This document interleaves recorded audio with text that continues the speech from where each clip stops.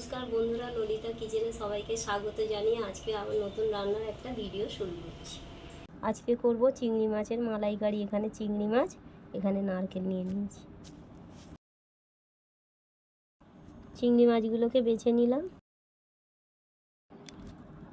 এখানে নারকেল কুড়ে নিলাম।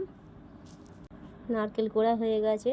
নারকেল কোড়ার মধ্যে জল দিয়ে দুধটা বার করে নিচ্ছি চিপে।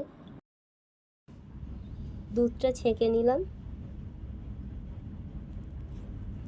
এখানে নিয়ে নিয়েছি হলুদ, সর্ষে, কাজু বাদাম, দুধ আছে গরুর দুধ, লঙ্কা, টক দই, এখানে আছে নারকেলের দুধ, এখানে পেঁয়াজ, টমেটো, আদা রসুন কেটে রাখা, কাঁচা লঙ্কা নিয়ে নিয়েছি।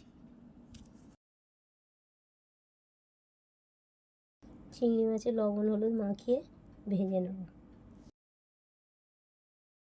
এখানে পেঁয়াজ, আদা রসুন, টমেটো, কাঁচা লঙ্কা সব পেস্ট করে নেব। কড়াই তেল দিয়ে দিয়েছি। তেল গরম হয়ে গেছে, মাছগুলো ভেজে নেব। মাছগুলো ভাজা হয়ে গেছে, এবার তুলে নিচ্ছি।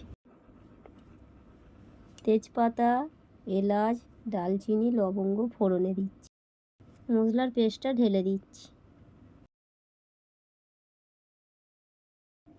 হলুদ, লঙ্কা, লবণ দিয়ে দিচ্ছি।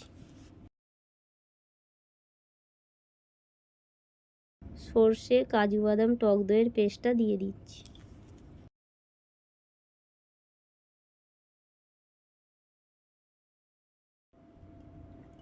মশলার জল দিয়ে দিচ্ছি। আর এখানে গরুর দুধ, নারকেল দুধ দুটো একসঙ্গে ঢেলে দিচ্ছি। চিংড়ি মাছগুলো দিয়ে দিয়েছি। চিংড়ি মাছের মালাইকারি হয়ে গেছে। গরম মশলা ঘি দিয়ে নামিয়ে নিচ্ছি।